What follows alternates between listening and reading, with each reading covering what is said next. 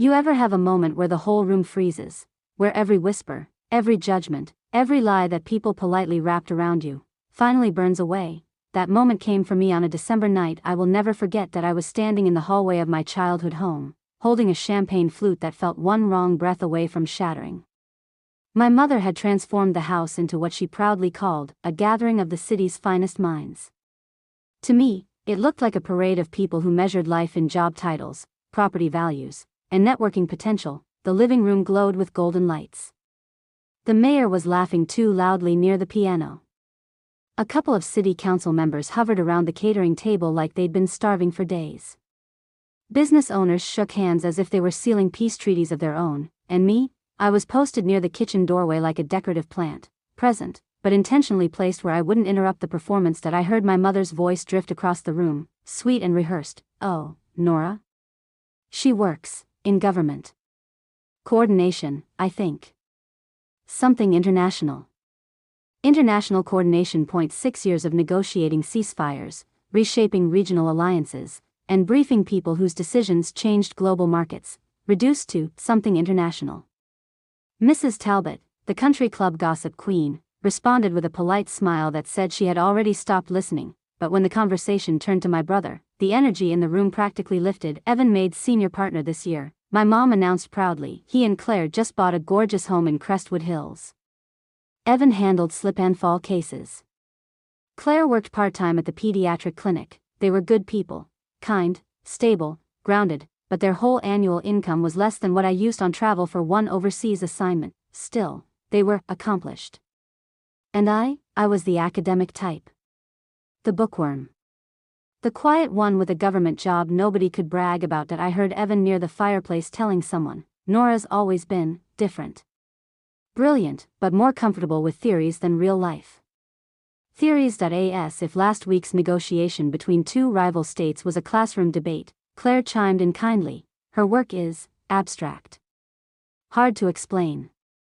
Not like law or medicine." Not like law or medicine. 3 weeks earlier, my analysis of a foreign election crisis had been cited in the president's morning brief, but sure, abstract. I checked my phone. A message from Washington. "Prime Minister Hale's team confirms arrival at 7:05 p.m. motorcade ETA 7 p.m.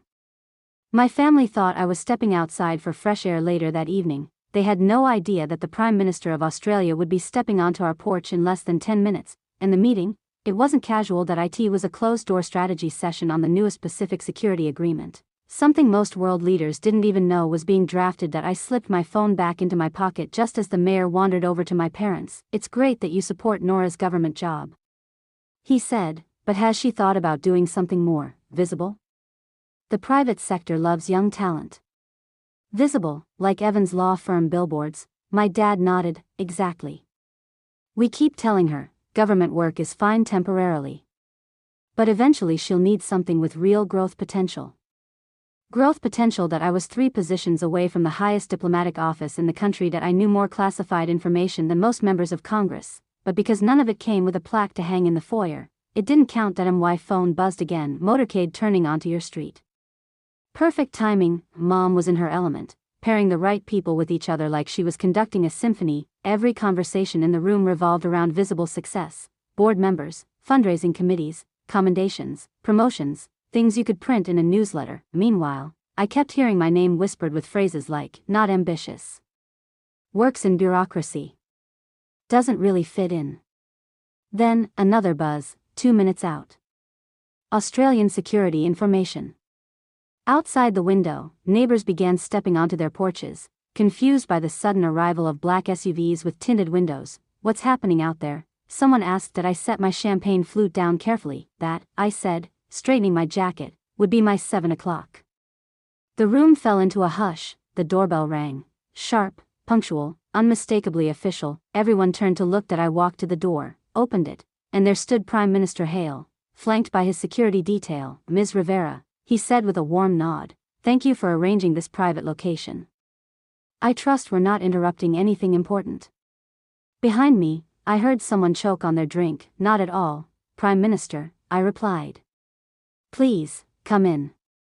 The entire party watched, frozen, as the Prime Minister stepped inside our suburban living room like it was the Oval Office. His aide carried a briefcase containing documents most civilians would never see. Security personnel took positions with silent precision. Nora's insight on Pacific security strategy has been indispensable, the Prime Minister said loudly enough for the stunned crowd to hear.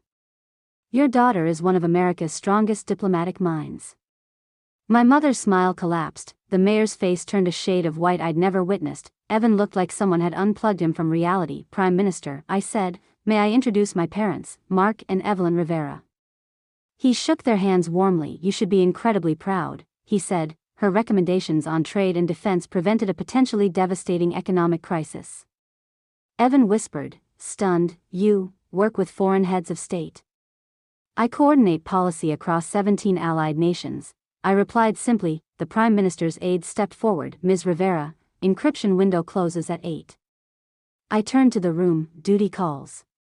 As I led the Prime Minister to my father's study, I heard Uncle Ron whisper, she's going to the G20? Yes, Uncle Ron, the niece you thought needed a real job, was briefing world leaders. EPLOGU. The meeting lasted 40 minutes. When the Prime Minister left, he said, loudly, please tell Director Monroe her briefing packet was flawless. Director Monroe.ASN, my boss at the highest level of American diplomacy. The holiday party fizzled out within minutes. People who had bragged proudly about their accomplishments slipped out quietly, avoiding eye contact. My parents were silent for a long time. Then my mom whispered, why, didn't you ever tell us? I looked at her. You never asked. 6 months later, I was sworn in as the U.S. ambassador to Jordan. Foreign dignitaries attended. Senators attended. World leaders sent personal notes to my family wasn't invited. Diplomatic ceremonies don't come with plus ones, but the local paper ran a front-page story about their hometown ambassador. My mother clipped it out, framed it, and hung it right beside Evan's law school diploma. Some achievements don't shine until the right light hits them, and some people don't see you until they have no other choice.